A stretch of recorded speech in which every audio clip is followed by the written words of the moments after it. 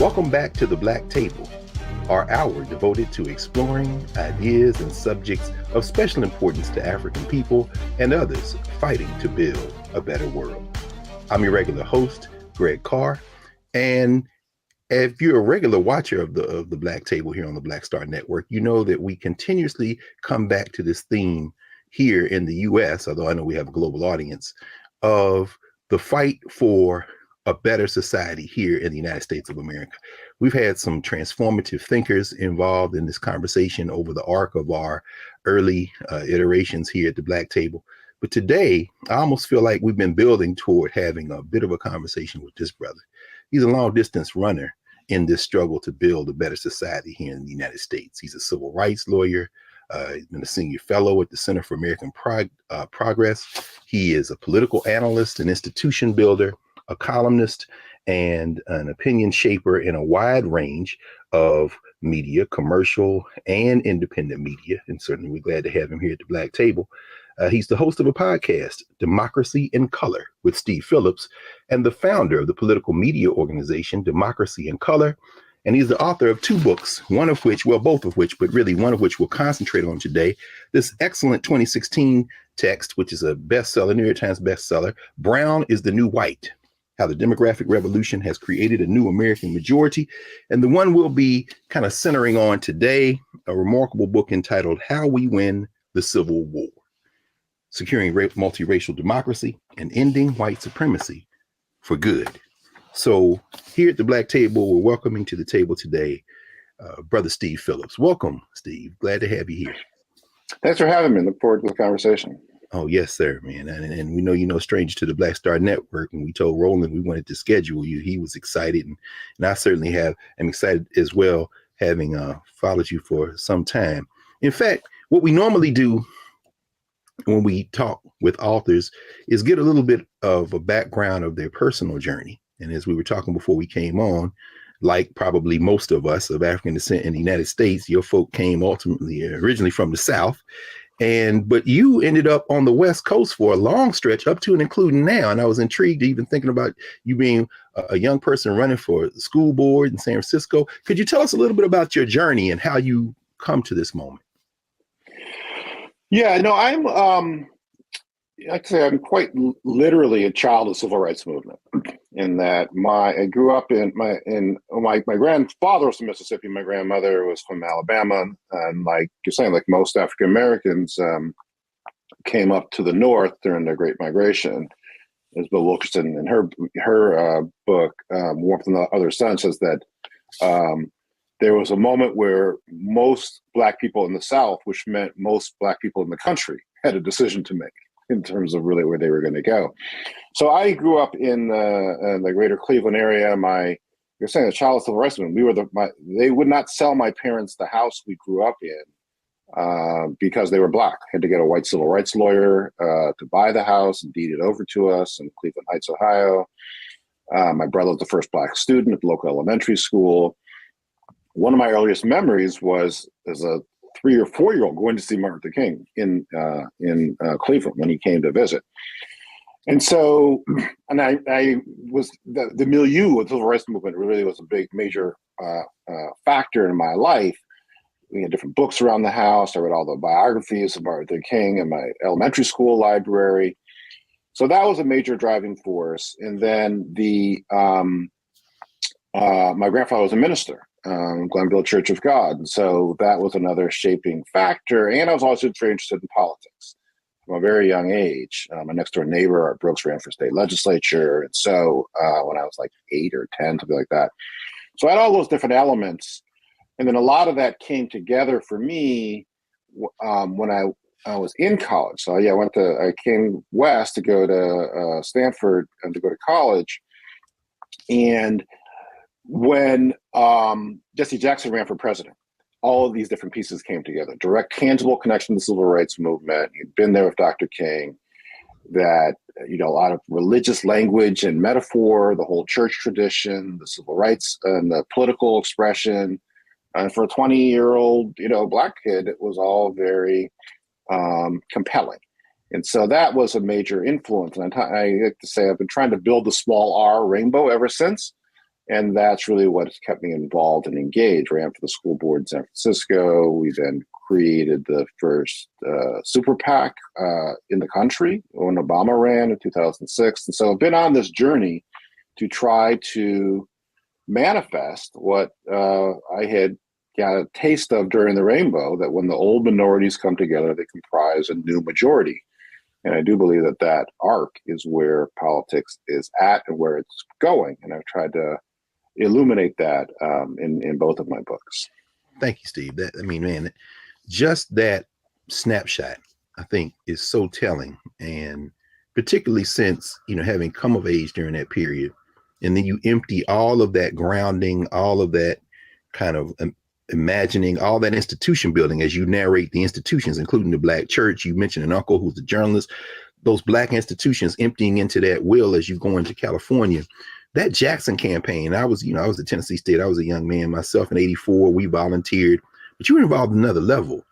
And it's fascinating to hear you talk about this, because in Brown is the New White, where you really are trying to shake, among other things, the Democratic Party by the shoulders and said, stop talking and chasing these people who don't exist. You're speaking from experience. And I'm thinking about the work that you all did before we went on. We mentioned Ron Walters, his book, Black Presidential Politics in America. I think about how he tried to say the same thing. What you all were doing was literally trying to forge a new majority.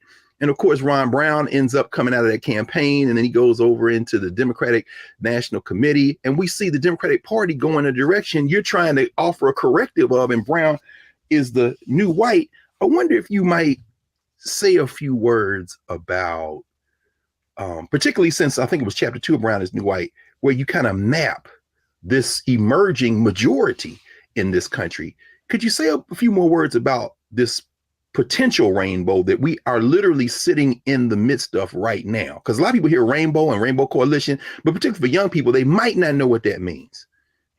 Right. Yeah. No. And actually, one of the people I dedicate Brown is the New White to is Reverend Jackson, and Yes. I talk about how he showed the power and potential of a movement for social justice manifested in the electoral space. I say I was paying attention, and so it's, again, just these, synthesis of it was, when the old minorities come together, they comprise a new majority. In the '84 convention speech, which at one point I knew word for word back in the day. This is the one from '84? '84 in San Francisco. Young people, I encourage you all, if you go to YouTube, watch that speech, because that convergence, Coretta Scott King, everybody is there. Yeah, our time has come, I think. Was that the name? Yeah. Yes, yeah. sir. Yes, right. So he says in there, he says, when blacks vote in great numbers, progressive whites win. It's the only way progressive whites win. And then he says, when blacks vote, Hispanics win. Says we must all come up together. And so he really pointed the path and illuminated and showed the power. That's the other piece. It wasn't even just a conceptual idea. Jesse in '84 had 3.5 million votes, 400 delegates. '88, he had 7 million votes, 1,200 delegates. To that time, he was the highest second place finisher in the history of the country. So he had proved the power and potential of this movement. And so that was very clear to me all along. And then the continued demographic transformation of the country. One of the things, we have this chart in Brown is the New White showing that every single day there are 7,000 people of color added to the population compared to 1,000 whites. And so that's a combination of births and deaths and legal immigration.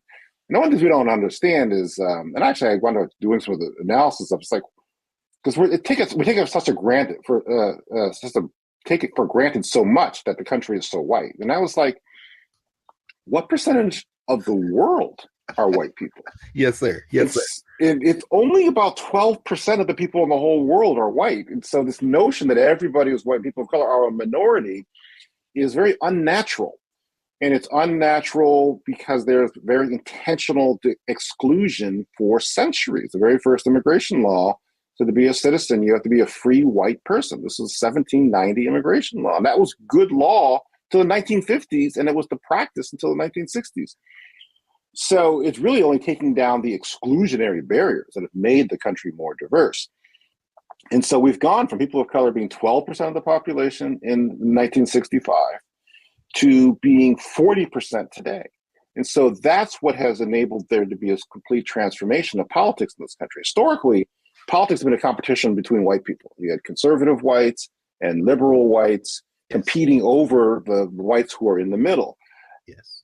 But it's this point just to say that when we vote, blacks vote in great numbers, people of color vote in great numbers, progressive whites now allied with people of color are the majority of people. And yes, that's what we try to break down in Brown is the New White. That the chapter 2 is Meet the New American Majority. Yes. And so if you take the Obama percentages, 80% people of color, 39% of whites, and apply that to the population overall, it's not a huge majority, which is why it's a political struggle to get people to actually see it and understand it. But it is a majority. It is the majority that propelled Obama. It's about 51%, probably closer to 52% now, of the whole U.S. population. 46% of all the Democratic voters are people of color. And it continues to grow. And so that's the fundamental. And the irony is that not only is it the fundamental driving reality in politics, it's a reality that the Republicans understand better than Democrats, which is why they're so hell-bent on trying to suppress the participation of people of color in politics. And Democrats do not counter that with the same level of intensity that the Republicans manifest. Yeah, absolutely. It makes me think about Reince Priebus and his attempt to kind of, for whatever reasons, address that. And now people are saying, well, maybe they'll finally get it this time. Although, certainly if we take the premise of how we win the Civil War and that long arc of scholarship that you tap into, we won't hold our breath, as you said in Brown is the New White. But we're going to come back in a moment and continue this conversation with you, Steve, here at the Black Table, here on the Black Star Network. And when we come back, we're going to continue this conversation, because what we see Steve Phillips do in How We Win the Civil War is give us a bit of a history in part 1 of the book as to why it is that this kind of race-focused, whiteness-focused country that we live in came to be how it is. And then in part 2, he begins to map out solutions, data-driven, civic participation-oriented organizing solutions. Back in a moment here at the Black Table.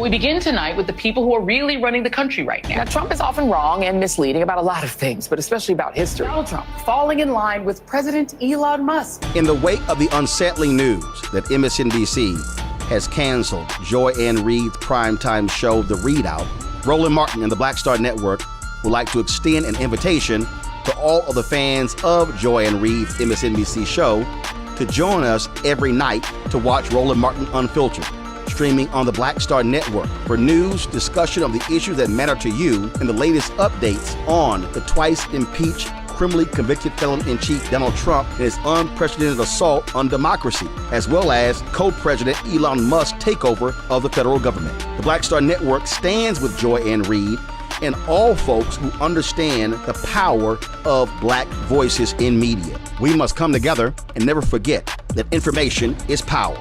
Be sure to watch Roland Martin Unfiltered weeknights, 6 p.m. Eastern at youtube.com/Roland S. Martin, or download the Black Star Network app.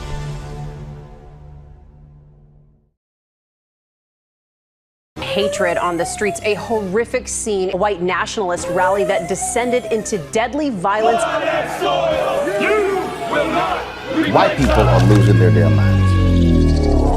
As an angry pro-Trump mob storms the U.S. Capitol, we've seen shooting. We're about to see the rise of what I call white minority resistance. We have seen white folks in this country who simply cannot tolerate Black folks voting. I think what we're seeing is the inevitable result of violent denial. This is part of American history. Every time that people of color have made progress, whether real or symbolic, there has been what Carol Anderson at Emory University calls white rage as a backlash. This is the rise of the Proud Boys and the Boogaloo Boys. America, there's going to be more of this. Here's all the Proud Boys, guys. This country is getting increasingly racist in its behaviors and its attitudes because of the fear of white people. The fear that they're taking our jobs, they're taking our resources, they're taking our women. This is white fear.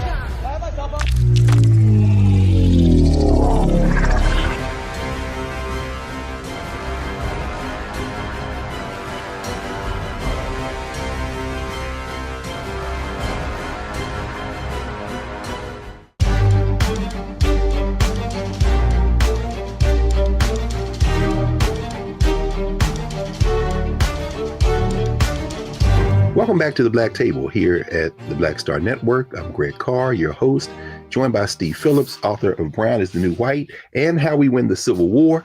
Steve, when we left, you had led us right up into the room. I want to spend just a couple more minutes maybe, though, in Brown is the New White, because you really try to alert us to the fallacious thinking of continuing to chase this kind of race-driven, whiteness-focused, particularly these invisible white workers-focused trajectory of Democratic Party leadership. And while you're discussing demographics and talking about the changes in demographics, we know that the changing of the population isn't enough. You got to do some work.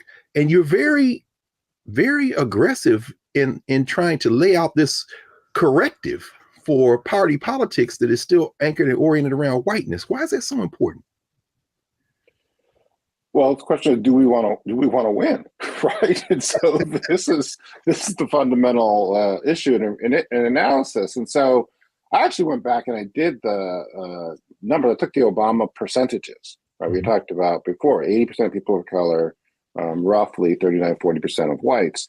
That coalition with that shares of the racial groups would not have defeated Reagan.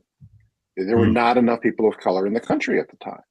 And so Obama's victory, which still was not, which is really why I wrote Brown is the New White, because it seemed obvious to me that this was an extension of the civil rights movement, the Jackson campaign, bringing people of color into the process. We changed the composition of the electorate and we win elections. But that people were not at the tops of the Democratic Party and the progressive movement understanding or appreciating or acting on that. Like, no, we got to still keep chasing these, white swing voters, and that's what we have to do, is moderate our politics to try to woo them in ways that were alarming to me in terms of not understanding the prescription of what had actually worked. And I would, it seems clear to me that the years since Obama's election have only further affirmed that when you have high turnout, and high turnout of people of color in particular, that's the way to go about winning elections. But that's not, and I don't know why it's not people, I think it's a multiple set of reasons. I mean, some of it is people's own implicit bias in terms of they gravitate towards white voters, the most important voters, obviously. There was one of my favorite stories in 2018 is that there was a donor who was trying to get the House Majority PAC, the super PAC that was supposed to elect House of Representatives candidates, and they wanted to give money to try to flip the House. And they went to House Majority PAC, and they asked me where to go. And I said, what about go to California, Central Valley, David Valdeo's seat. It was a majority Latino district, and it was a very close election previously. If you could increase Latino turnout, you should be able to win that seat. This Super PAC told people, don't go there. There's a lot of Latinos there. They don't vote in midterm elections. We should choose someplace else to go. Wow. And so we pushed and got them to go back, and they invested in Communities for New California. It's a grassroots organization, came out of the farm workers movement, and they knocked on 30,000 doors, made phone calls, won that seat by 800 votes. Huh. But the other part of that is that's hard work. And I think that's part of the other reason why folks don't want to go in that direction is it's much easier to sit in your desk and design, TV ads on your computer than having to organize and coordinate hundreds of people to knock on doors and make phone calls. Yeah. Well, I mean, that's the only way, as you lay out in part 2 of How to Win the Civil War, is really the only way to do it. But I mean, it's fascinating. It's fascinating, Steve, to think about this. I suppose we all take for granted that this country, as we were taught in school, as it exists, as we were taught in school, has remained somehow static. I'm thinking about a professor at Penn Law, Kermit Washington, who's written a book called The Nation That Never Was. And he says there are basically two constitutions. There's the 1787 Constitution, and then there's the Reconstruction Constitution. And I found it fascinating because in reading your book, How We Win the Civil War, you really kind of bring out the fact that this is not only a work in progress, but you can't frame this country simply in terms of George Washington and James Madison, that it is constantly moving. The population shifts and changes, and the additions to it have transformed it generation after generation after generation. And as you say, as you lay out in Brown is New White, we want to win elections, yes, but in how we win the Civil War, though, you go deeper. You really are getting into the cultural roots, almost the existential kind of challenges faced by this kind of settler colonial nation state called United States of America. And when you frame this as a battle between those who want to hold on to white nationalism, or those who want to engage in what you call a Confederate kind of logics, Confederate moment, versus those who want to build a different kind of society, I mean, that's a transformative paradigm. Could you walk us through maybe part one of your book? I mean, what is that thesis? Is that really the battle of what we're facing here in this country? It very much is the battle. I mean, the I don't know, irony is not even a strong enough word. So the publisher came to me, New Presses, that published both my books. They came to me in April of 2020. And we should know, as I said before, this is a COVID book. So anybody thinking it takes 10, 15, 20 years, although you spent your whole life in this work, you did this in 2 years? Well, you say that that's a short amount of time, but yes. Well, I mean, for an analysis like this, everybody's writing COVID books, but you can't write a book like this unless you spent decades thinking about and working in this work. But anyway, so I'm sorry. So they came to you in April 2020. April 2020. And I was saying, because of how much divisions Trump had sowed, how clearly he was, a pro-white president, I was like, well, why don't we use the metaphor, just use the Civil War as a metaphor in terms of describing this period that we're in. And that 8 months later, people carrying the Confederate flag, wearing sweatshirts saying MAGA Civil War, January 6, 2021, stormed the U.S. Capitol, hunted down the country's elected officials, built a gallows for the vice president of the United States, and to block the peaceful transfer of power within this country. And I was like, well, this is not so metaphorical anymore. And so I title the introduction of a choice between democracy and whiteness, which is a quote from Taylor Branch, who wrote the Parting the Waters civil rights books, and he was in conversation with Isabel Wilkerson. She recounts this in her book Caste. And they were talking about the rise of white domestic terrorism within this country. And he was saying people said they wouldn't stand for being a minority in their own country. So the question is that if given a choice between democracy and whiteness, how many would choose whiteness? And Wilkerson says, we let that hang in the air. Neither of us willing to hazard a guess. Yeah. But my fundamental argument or illustration in the book is that the Confederates have never stopped fighting the Civil War. And I put this forward initially as a concept, but as I began to dig into the research, it actually is quite literally true to the point where you have at its most clear that groups like Sons of Confederate Veterans, United Daughters of the Confederacy, they have hundreds of chapters, 700 chapters across the country. And then you can go onto their websites and you can buy Confederate belt buckles and soap and whatnot. So they've literally been moving the Confederate forward in that regard. But more broadly, this notion about, is this a white country or is this a multiracial democracy? That's what's been uninterrupted, that fight. And that everybody knows, obviously, Lincoln was assassinated, but I didn't even fully appreciate exactly when and why. So just 5 days after the supposed surrender at Appomattox, John Wilkes Booth, who had heard Lincoln's first speech after the supposed surrender, said, that means N-word citizenship. That's the last speech he'll ever give. And then went and shot Lincoln at the back of the head. Then you had in the 1870, after the brief period of Reconstruction, the agreement to give the South back to the slaveholders. And so reestablishing white nationalist dominance for 100 years within this country. And so it's only since 64 and 65 that we've actually been trying to get more towards more multiracial democracy with the Civil Rights Act and the Voting Rights Act. So it has been an uninterrupted battle around this existential question of, is this primarily a white nation, or is this going to be a multiracial democracy? And that continues to rage to this moment. Yes. And it is truly remarkable. I mean, I think it's John Roadhamel has just written the book America's Original Sin, where he traces exactly what you said about the motivations behind what John Wilkes Booth, why he did what he did. And that's not a way that we typically read it in this country, the way that he's writing about it, the way that you're talking about it.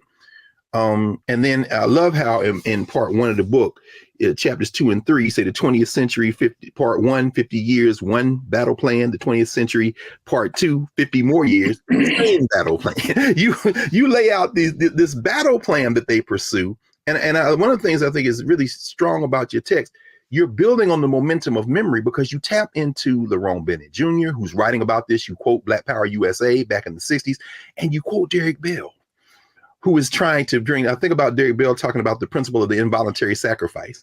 You know, Black people are not in this to necessarily save America. It's probably more of an act of self-defense. But in doing that, we're literally thinking about a society where everybody can benefit. But why are people fighting so hard against everybody benefiting, Steve? That's what I understand. You kind of lay it out, though. Well, this has been the essence of our politics. They passed these black codes in the 1600s and the early 1700s because of the rapine nature of black folks. We had to be restrained. And so this fear of black people in particular and people of color in general has been an underlying force in terms of U.S. politics and policy and culture quite literally since 1619. And so none of this is new. And so then by contrast, they try to make it seem like they're going to lose something.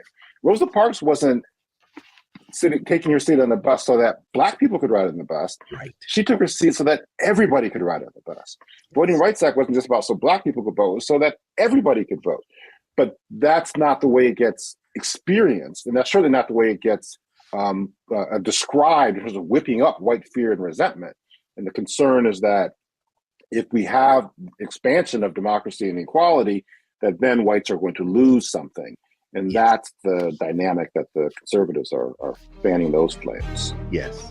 Well, when we come back, we want to continue this conversation, Steve, and have you walk us through the kind of process by which, as you write in the book, for 157 years since the end of the Civil War, this struggle has continued, and also walk us through the process by which we can not only fight back, but win. It's quite an optimistic book. So y'all just hold on for a minute. In a few minutes, we're going to get to the victory part. So we'll be back right after this break here at the Black Star Network at the Black Table. Back in a moment.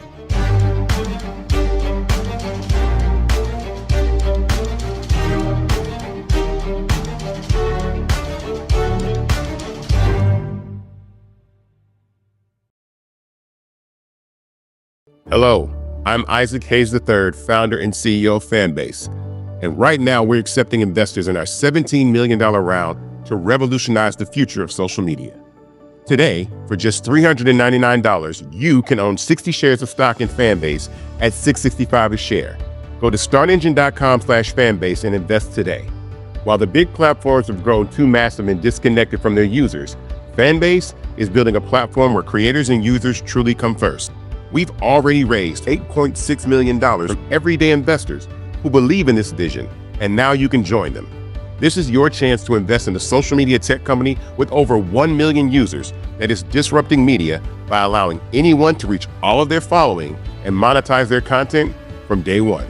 The market is changing, big platforms are failing to serve their users, and Fanbase is stepping up to fill the gap. Don't wait until it's too late. Invest now. Invest for yourself and your future.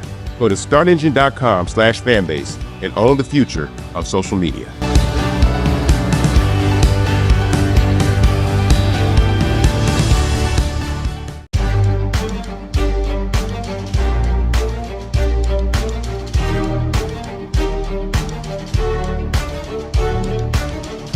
Welcome back to the Black Table here at the Black Star Network. Remember to support the Black Star Network. Download the app. Tell your friends. There's nothing like this. Black-owned media where we're having different kinds of conversation. Again, working to build a better world. So we're back with our guest today, Steve Phillips, author of How We Win the Civil War. Steve, you not only lay out the history of how we've come to this moment and how this resistance to a better society, a more democratic, in fact, multiracial democracy has kind of unfolded. But you actually, when you talk about the Civil War never ending, you give us a 5-step battle plan that has been pursued. Could you talk a little bit about what those 5 steps are and how they continue to manifest? Yeah, so the second half of the book is really looking at this question of how we win. And yes. I look at case studies of 5 or of several places that have made actual progress, former right-wing or actual Confederate bastions, that there's been very significant political and social change in those areas over the course of the past decade. And I knew about them generally, really only when I was getting into writing about them that I began to fully grasp just how much it was really helpful in terms of the similarities of the different elements that were taking place in those different areas. And so that's what I describe as the Confederate, the first part of the Confederate battle plan. That's what I describe as the liberation battle plan in terms of how things actually move forward. And so the core elements of that are invest in level 5 leaders. And so this is a concept I took from Jim Collins' book, Good to Great, about looking at corporations. And they called level 5 leaders, who people are very personally, humble, but extraordinarily driven and demanding for their organizations.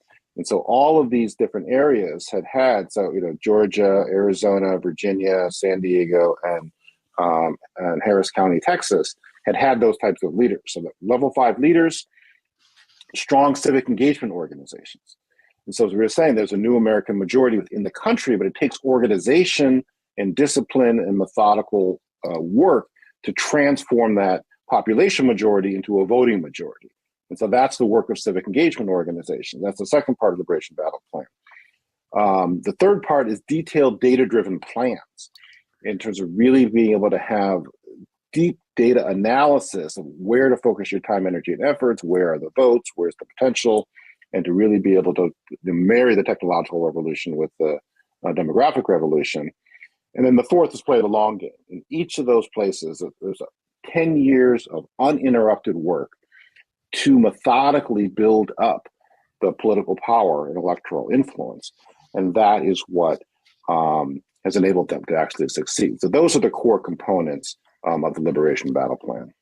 Excellent. So, and it's interesting that the final component in the Liberation Battle Plan is the same as the final component in the Confederate Battle Plan. Play the long game.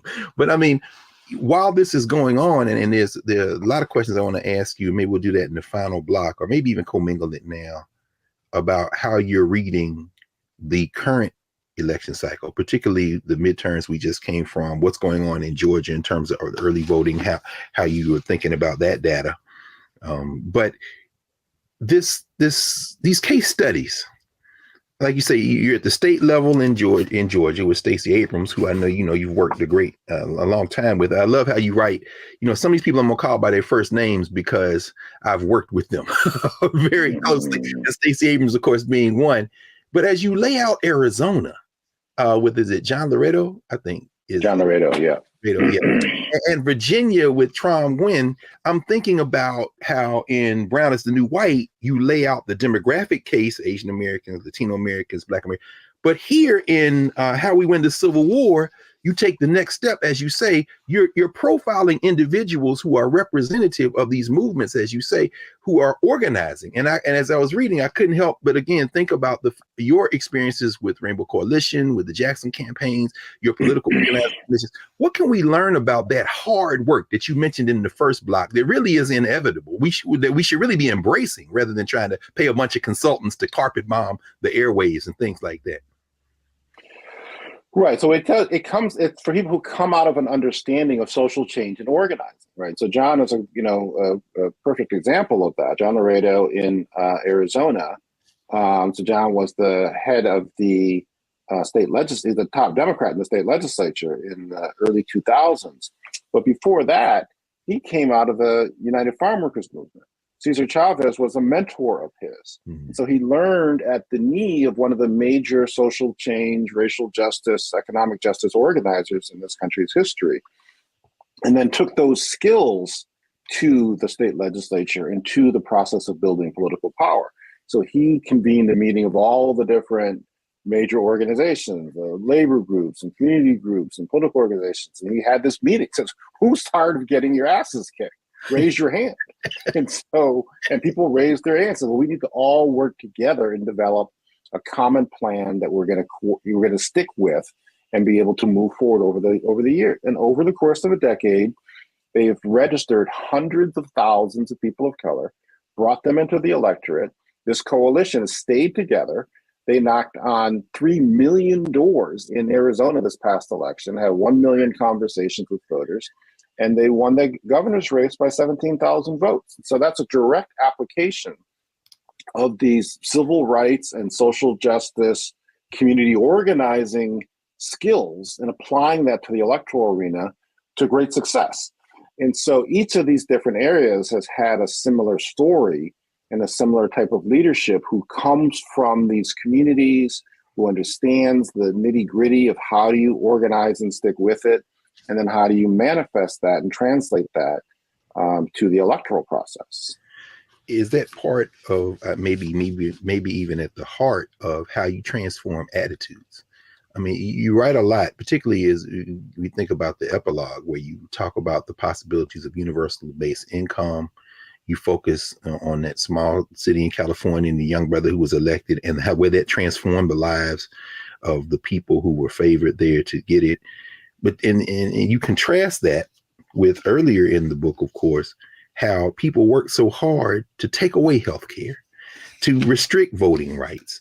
But I mean, when you're knocking on doors like that, when you're engaging with people, when you're engaged in that person-to-person work, I'm thinking about, of course, Reverend Jackson in West Virginia with coal miners, with migrant, you know what I mean? And people say, well, why are you there with these white people? Say, no. This isn't about the color of their skin. This is about your common interests. Is it possible that these two-party politics we're involved in, that the folks who kind of run these parties and who have this old way of thinking, well, let me ask you a different way. Why cling to that? Why cling to those strategies when in fact we're dealing with human needs that people should be able to see beyond waste with? And it seems, at least, we can trust what you've been writing and doing and working, you and your comrades. You can transform people's thinking if you just simply sit and be with them, organize them. I mean, why won't these parties, certainly the Democratic Party, why won't they move in that direction? Well, there's kind of two parts to it. And so I think the part of it is that I'm fundamentally more focused on changing who holds power than in changing attitudes. And that's really kind of across the board. Thanks for clarifying. And so yes. It's not, people did not think that, it wasn't about changing people's attitudes that enabled us to pass Obamacare. But because we passed Obamacare over the strenuous opposition of the right and the Republicans, that people of all backgrounds and all political persuasions got access to health care. Yes. So that's kind of how I see this playing itself out, is that they're going to resist. Like I recount a story of this guy in Tennessee who needed health care for his, I think it was his kidney disease. And he said, I'm not going to get Obamacare. He's only in his 40s. It's like, I don't want to give away, and I would rather die. And he died. And so the level of intensity, because this is an existential question, the way it has been framed in this country. I mean, if you think about the Civil War itself, right? I mean, the equivalent of 7 million people were killed as a percentage of the population. And so what would make somebody willing to take up arms and shoot your former countrymen and kill people at that scale if you didn't actually feel that your own identity, your own culture, your own way of life was in grave danger. So that's on that side of the scale. And then I think we touched a little bit before in terms of on the Democratic side. To a certain extent, people only know what they know, which is why you have to change who is in the positions of power. And there's very strong bias in this country that the white votes matter most, white people matter more. And so there's all, like, they keep having all these articles in the media about the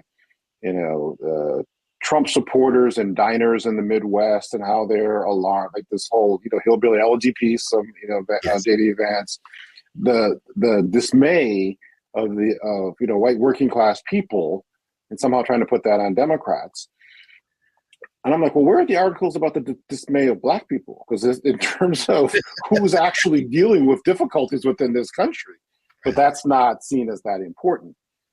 And so there's just a very strong predisposition to focus in on the needs and the sensibilities of white voters among the people at the top of the Democratic Party. And as we were saying before, it's harder work to be able to get people who face lots of economic obstacles to participate in the political process than it is to just design, fancy ads on your computer. And then you can just click a button and spend millions of dollars in these different districts. So there's a inherent bias among the consultants against doing voter mobilization work. And then there's the lack of cultural competence about not even knowing how to do it and even how to even reach people of color on top of that. Excellent. In fact, when we come back, Steve, we're going to finish our final segment by you hopefully giving us some of your perspective on what we've just gone through with the midterms and how we build, as you write in the epilogue, the society we want, after having to decide, as you kind of quote there, Nicole Hannah-Jones, beginning that section, what kind of society do we want? Do we want everybody to vote? Do we want everybody to participate? So when we come back, we'll finish this hour at the Black Table with our guest, Steve Phillips, author of How We Win the Civil War, Securing a Multiracial Democracy and Ending White Supremacy for Good, here at the Black Star Network. Back in a moment.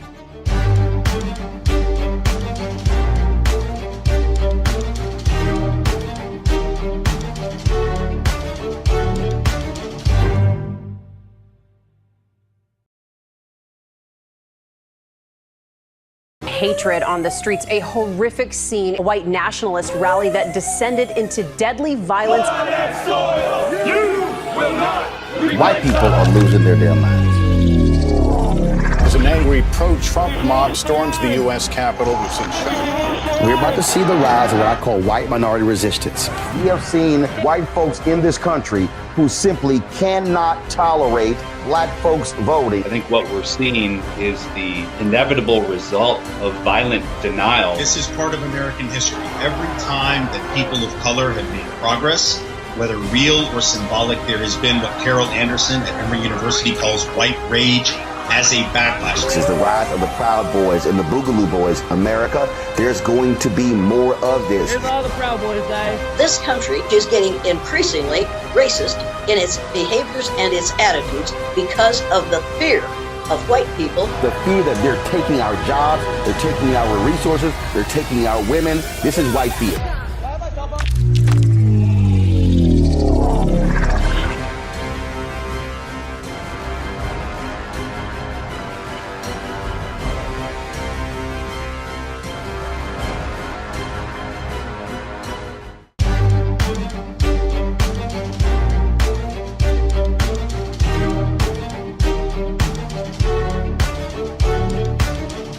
Welcome back to the Black Table here on the Black Star Network. Remember to support the Black Star Network in every way.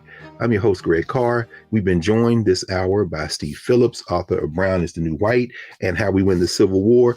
Steve, I have a couple of questions based on what you've seen in the wake of these midterm elections. You write extensively about Georgia, extensively about this level 5 leader, Stacey Abrams, the organizations that she helped build, that you all worked so hard to move. What's this early voting telling you in Georgia? I mean, we see that there are a lot of people who are out voting. There are a lot of young people.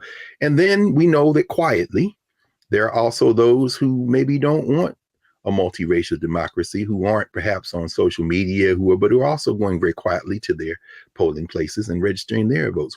What is this early voting telling you, and what do you anticipate maybe might happen in Georgia?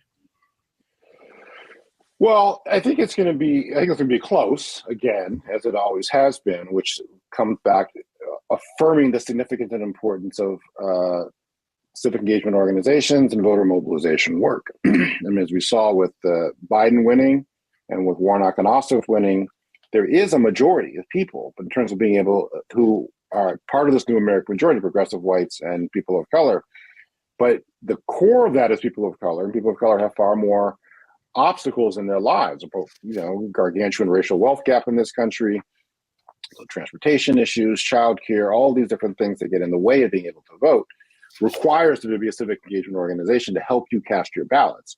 And so what we're up against is people who have fewer obstacles to voting, more regular voter participation, and fierce determination to stop the changes that are happening.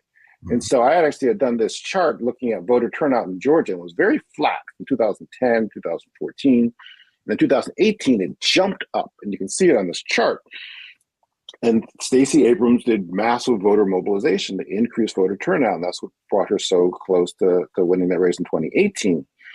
But at the same time, white vote increased significantly, and the conservative white vote in these small counties. Because just as many black folks were like, yes, we can elect Stacey Abrams governor, you had a whole lot of conservative whites saying, hell no, we're not going to have her as governor. We're going to come out and vote. And so it's this very precarious battle between, can we get more of our folks, or they're getting more of theirs to come out? So it's on the one, there's a couple factors that are in our favor for the runoff with Warnock, is that there is a very strong civic engagement organization and network of groups who do voter turnout work among all the different groups of color in Georgia. The Georgia Votes Coalition that Leslie Small runs. And so that's one factor in our favor. The other factor, frankly, is that the control of the Senate is not at stake. And so there's less alarm, I think, on the part of the conservatives. Some of the reporters in Georgia were talking about that they kept hearing during the midterm elections was, we have to flip the Senate, we have to stop, Chuck Schumer, but that's not at play anymore. And so they might not have quite as much drive or motivation or animus to turn out, but our side still has more obstacles to voting. So it's going to be very close, but there are a couple of factors that weigh in our favor there.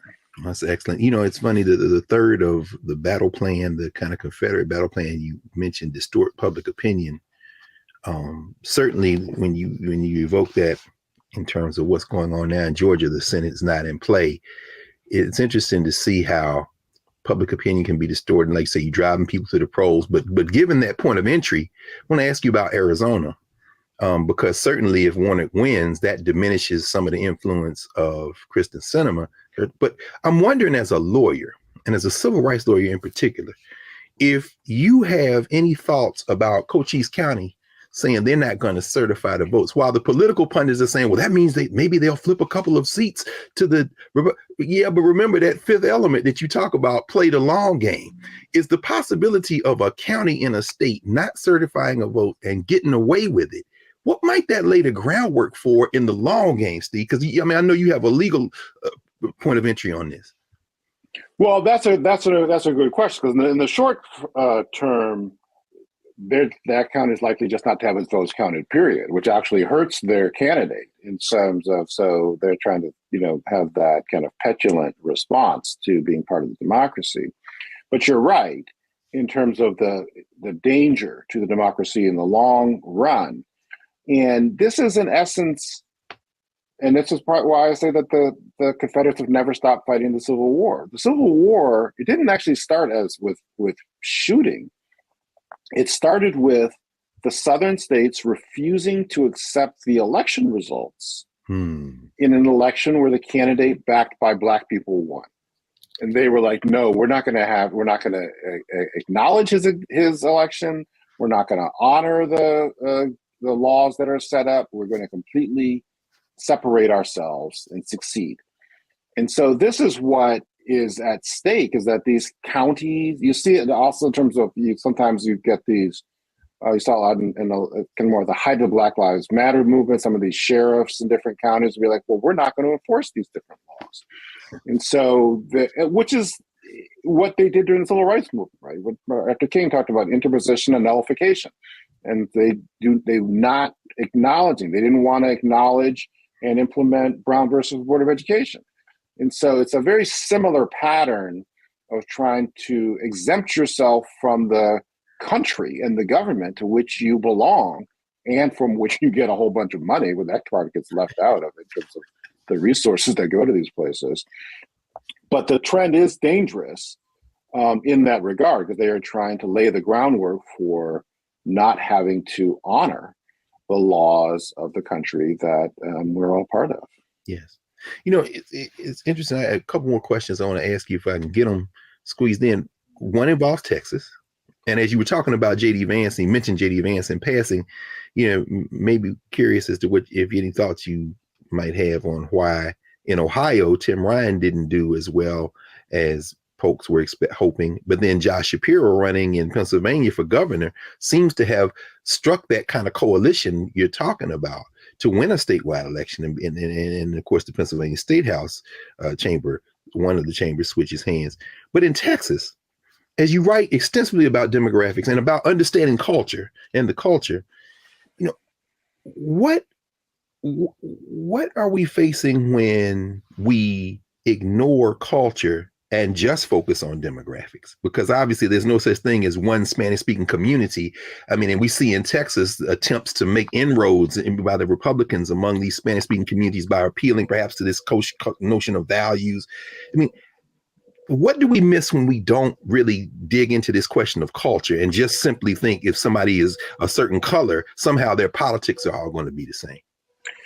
Right. Well, one of the big parts of the culture piece is that it's also a way to increase civic participation in voting in ways that could be more widespread and more influential than just doing door knocking.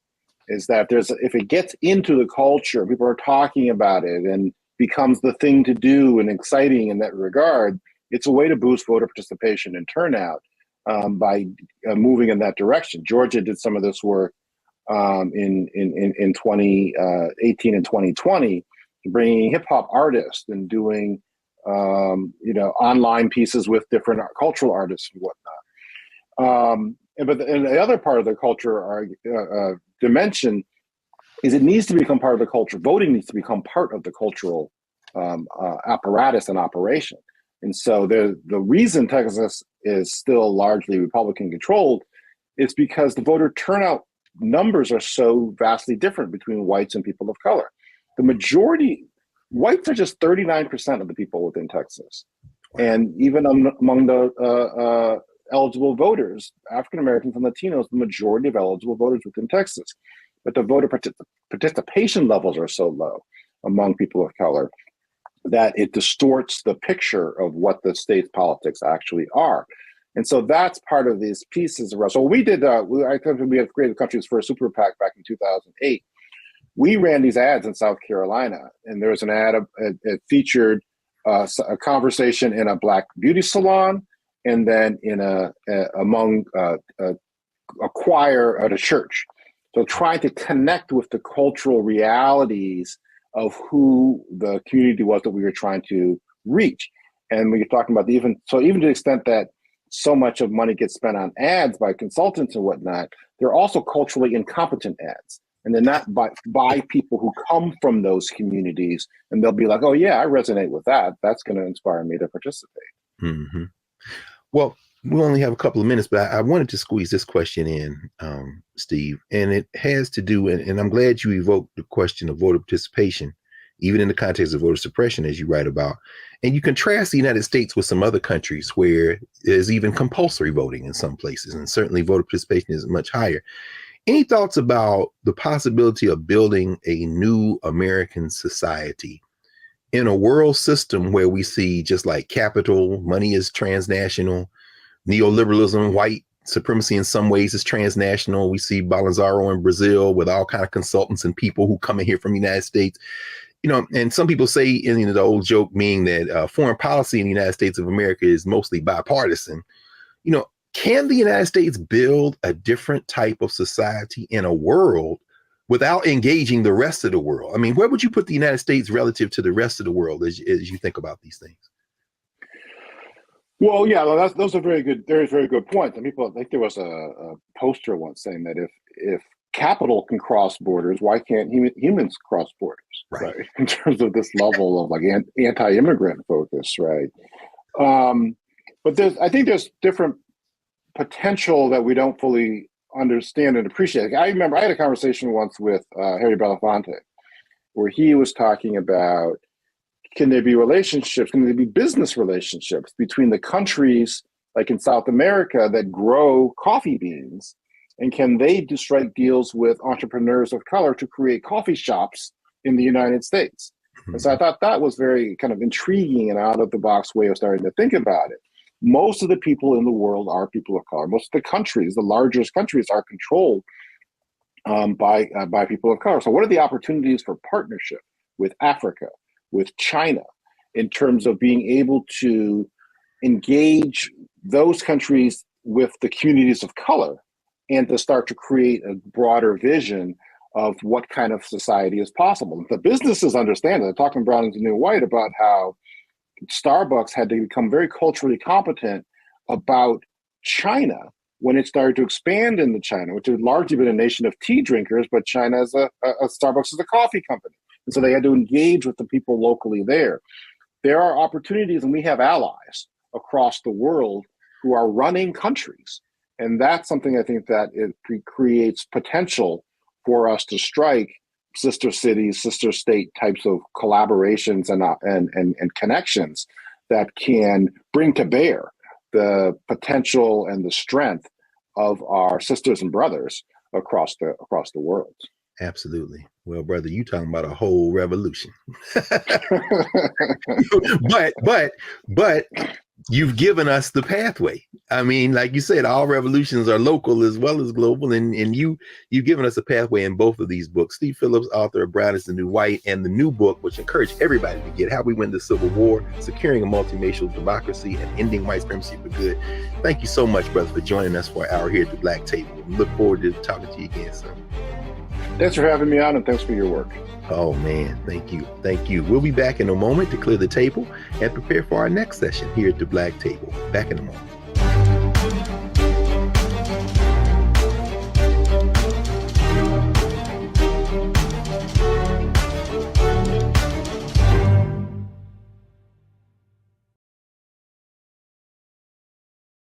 What's up, y'all? Look, Fanbase is more than a platform. It's a movement to empower creators, offering a unique opportunity for everyday people to invest in Black-owned tech, infrastructure, and help shape the future of social media. Investing in technology is essential for creating long-term wealth and influence in the digital age. The Black community must not only consume tech, we must own it. Discover how equity crowdfunding can serve as a powerful tool for funding Black businesses, allowing entrepreneurs to raise capital directly through their community through the Jobs Act.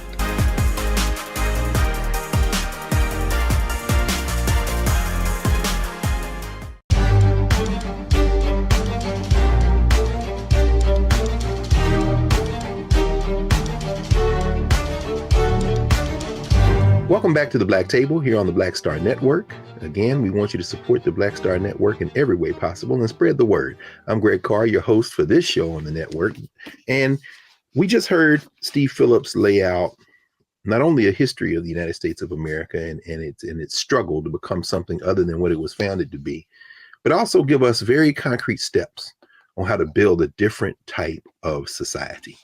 And as he put it in a global context there near the end, I couldn't help but think about one of his comrades, a key component of the Jackson campaigns and Rainbow Coalition, the great Ron Walters, who wrote a book called Pan-Africanism and the African Diaspora, where he talks about these transnational relationships. And what we heard Steve Phillips do is give us not only information, but hope and inspiration and very practical steps toward building a kind of society where our common humanity overflows the boundaries of any hatreds or fears that might otherwise obstruct that common humanity. And with the climate doing what it's doing and human-induced climate change on the verge, we better get our act together soon before the ball resets and starts another species, and maybe we won't even be here to have this conversation. But we're grateful to Steve Phillips for joining us to give us a pathway to how we can perhaps avert that and a great deal more. So join us again next week here at the Black Table, and thank you for watching the Black Star Network. We'll see you soon.